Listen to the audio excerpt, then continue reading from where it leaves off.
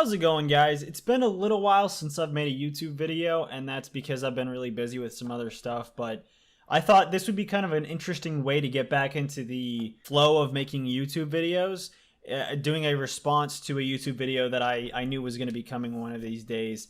And that's a YouTuber by the name of Cars Across Texas who makes some really awesome car content. I highly recommend checking him out. He posted a video after he purchased and then shortly later sold a GTR, and was constantly posting about how much he really did not like it.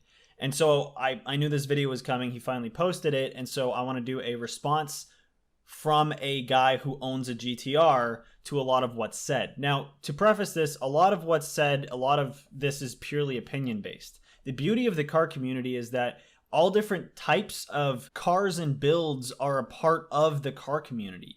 There's not just one type of car that people like. There's not just one type of build for that car that people like. It's all different types of builds and opinions and ways to go about things to make the car unique. So people like different things. That's why people like American Muscle or JDM or Euro. There's tons of different stuff that people like, and a lot of it comes down to a matter of opinion. So I think this really just boils down to the fact that I really think that Drew purchased the car haphazardly. He was a little too rushed in the purchase, and he didn't do the necessary research ahead of time to see if the car was for him or not. I knew the GTR was for me before I purchased it, and I've owned it for well over 2 years and I love it, but I totally understand why not everyone would like that. There are cars that I've driven that I haven't really liked that other people absolutely love, that are their dream cars or that they've owned for years and they love.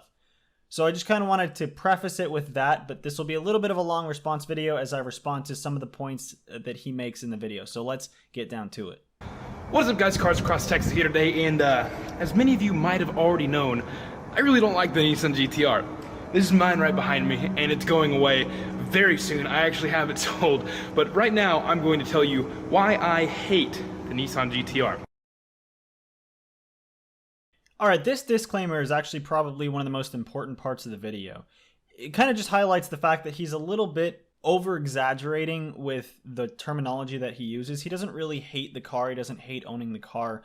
I think it's more just kind of an anger response to really wanting something, spending a lot of money on it, a lot of hard-earned money on it, and then realizing it's not exactly what you wanted could put a lot of people in a state where they're pretty unhappy. And so I understand why he's kind of a little bit more agitated here and more likely to say words like hate versus just dislike, because there's a lot of cars that I've driven that I dislike that I wouldn't say I actually hate. So I get that, and I think that this is a really important disclaimer to be putting in the video here. Now, the first complaint that I have with my Nissan GTR is this car is so incredibly boring. Like, when I say boring, this car has no soul, it doesn't sound all too good, doesn't look all too good, and there's no drama to the car. Like, there's no reason to be, there's nothing exciting about this car. It's just, it does everything for you. It's essentially a computer on wheels. I mean, I'm sure you've heard that a million times, and while if that's what you're looking for, great, perfect car for you. It's not what I'm looking for. Okay, good way to round off this clip, because he directly says that if that's, these things that he's describing as things he doesn't like are for you, then that's for you, and that's exactly how it should be. Everything that he just described is exactly what I like. I like that the GTR is easy to drive, but still has a lot of fun behind it when you full throttle it. I like that when you take a corner at high speed that you're not at all worried that you're going to go flying off the road. I love how the GTR looks. I think it is the best looking car that has ever been produced. It is my absolute dream car, and I've loved owning it for over 2 years. And I also think it is one of the best sounding cars. Now, this is something that I'm kind of a toss up because it depends on the exhaust on the car, but I'm kind of torn between a nice sounding GTR versus something like a Huracan with a really nice exhaust on it. I think they both sound really good, but the GTR is definitely one of my tops, and I think it sounds infinitely better than a cammed V8, which is something that Drew absolutely loves. No disrespect, I don't think a cammed V8 sounds bad. I just think that a GTR with a nice exhaust system sounds infinitely better personally. That's just how I am. Now, secondly, in this car, the transmission is probably the worst feeling dual clutch transmission that I've ever felt in my entire life. I'm not really sure what it is. The transmission in this car is just so what's the word I'm looking for?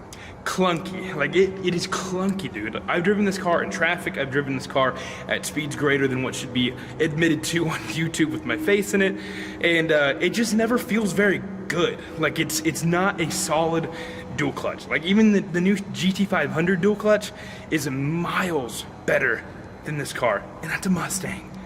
All right, now this is actually a really valid point that Drew makes. It is a very clunky transmission, and that's one thing that I've noticed with the GTR, and it's kind of one thing I've noticed more over time. It's gotten worse over time, so I don't know if maybe because his is an older model with more miles that maybe his transmission is clunkier, but I've actually come to love that clunkiness, as weird as that sounds. I've never been in any other dual clutch transmission car, and so I've never really had any comparison. But the clunkiness of the gear shifting and everything almost makes it feel more intense while you're driving. I actually really do like it. And it's something that I'm curious if it gets better or worse with better transmission builds, because I am looking to build the car up to 1200 wheel horsepower, and with that I'll need to go with a Shep, probably stage 4 or stage 5, depending on what I'm trying to do with the car. And I'm curious to see if that will impact the clunkiness of the transmission. But again, this is an opinion-based thing because I actually like the clunkiness, and I don't believe that that makes it a bad transmission, other than the fact that it's ridiculously expensive to repair if you happen to break the transmission. Next up with my Nissan GTR, we have build quality. And while all the aftermarket stuff on this car is pretty quality parts, I mean, it has an HKS exhaust with AMS downpipes and other notable like mods from different notable brands, the stock stuff is just terrible.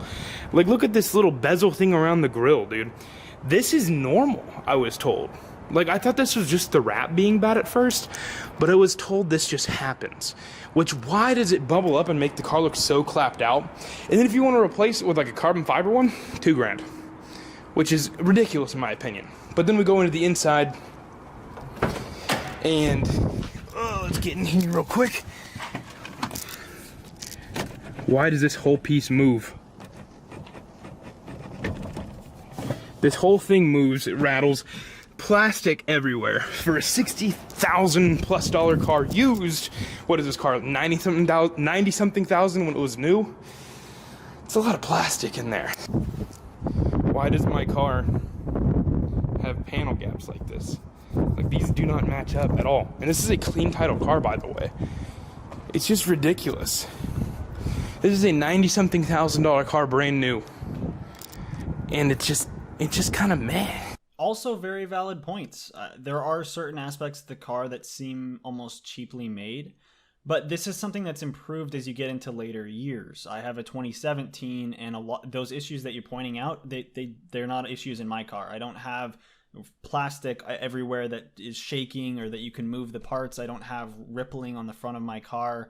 The only issues that I've had are on the aftermarket parts, or after I got rear-ended and there's a little bit of a gap, but that's understandable with $30,000 worth of damage after a wreck. So I think that when you have you're going with $60K versus I paid $95K for mine, you're going to get a little bit of a difference in quality. And if you go back even further to like the 09s, you're going to get even worse quality. I mean, the interior on those was disgusting, but it's something that they've improved over the years, and that I don't really consider a deal breaker on a car. I really like the interior of the car. I really like the exterior. I like the quality of the build. And really the only issues that I've had have been like my carbon fiber wing, which is an aftermarket part, having some issues with that. Nothing with any of the stock parts on the car itself. And now right now for a full bolt-on 85 car, you make about 650 horsepower in a GTR, right? The transmission, I mean, as you go up in horsepower and torque, the transmission really doesn't hold that well. Like, they kind of built this car not to be modified, honestly. This is actually a point where I have to disagree with Drew, because I think the car is really great modified. I actually bought my car completely stock and I modified it to build it up. Now, the transmission issue is an issue, but you're able to add over 200 wheel horsepower to this car over stock for relatively cheap without worrying about the transmission. And if you get a tuner who's able to tune to keep the torque lower but the horsepower higher, you can actually add another 200 horsepower on top of that without worrying about the transmission too much. And then you kind of worry about it a little bit, but it's not that big of a deal. But I 100% think that the GTR, one really good attractive quality of the GTR is that you can add so much horsepower to it very easily, and very cheaply, versus a lot of other cars where when I say how much I've spent to get this extra 200 horsepower, their minds are blown by it. And my last point is, this car, for the price, I mean, what, a 2014 GTR like mine, you can find them anywhere from 65 to 80K, depending on the mileage. That's not worth this car at all. Yes, people will say, oh yeah, it is because it beats like Bugattis or something. I don't really know what people say, but GTR fanboys are crazy. Let me know, GTR fanboys, comment below. Let me hate on me. I want to read them all.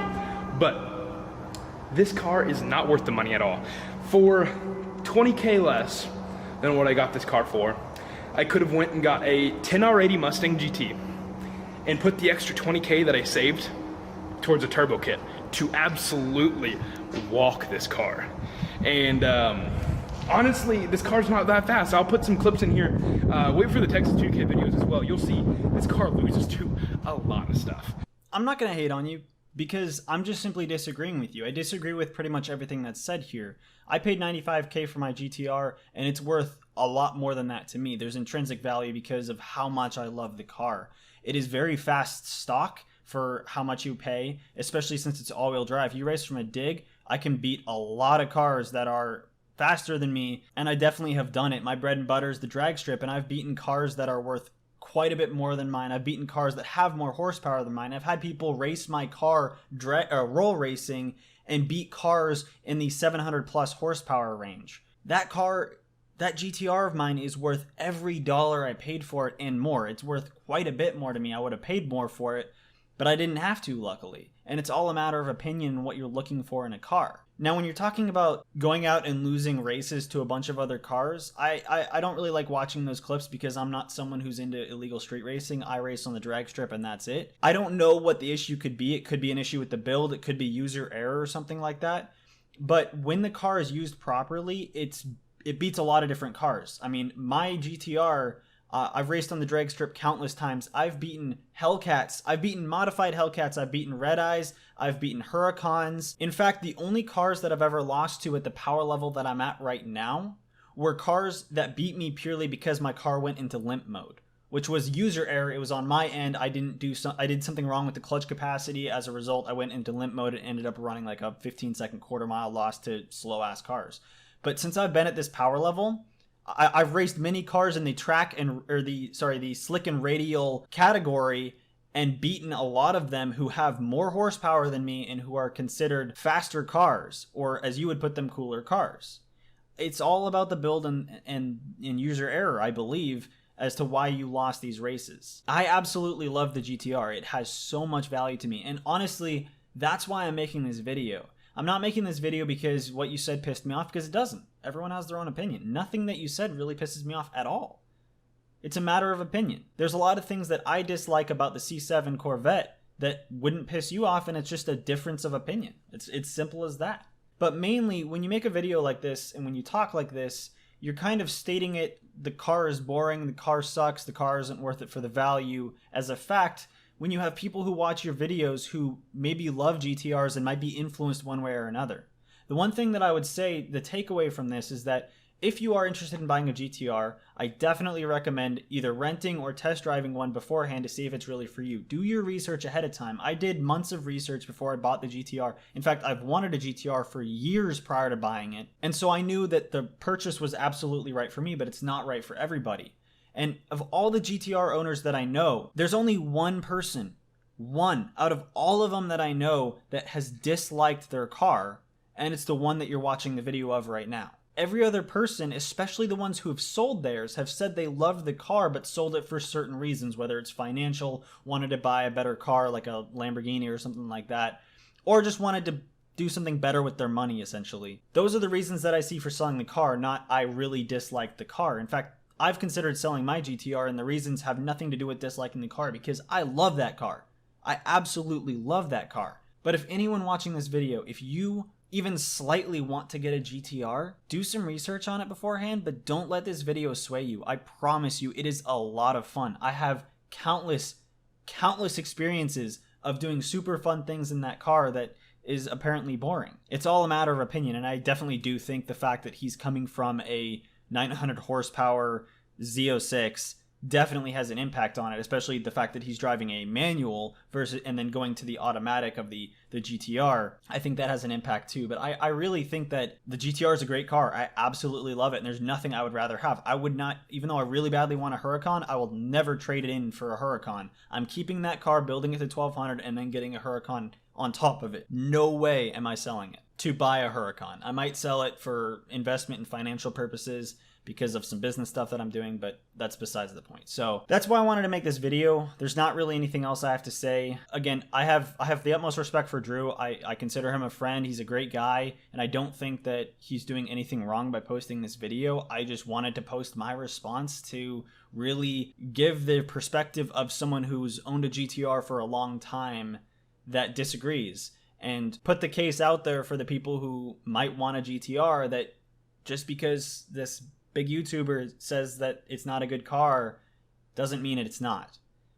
And I highly recommend checking him out. So thank you, Drew, for making the video. Thank you everyone for watching. Be sure to comment, rate, and subscribe. And as always, have a nice day.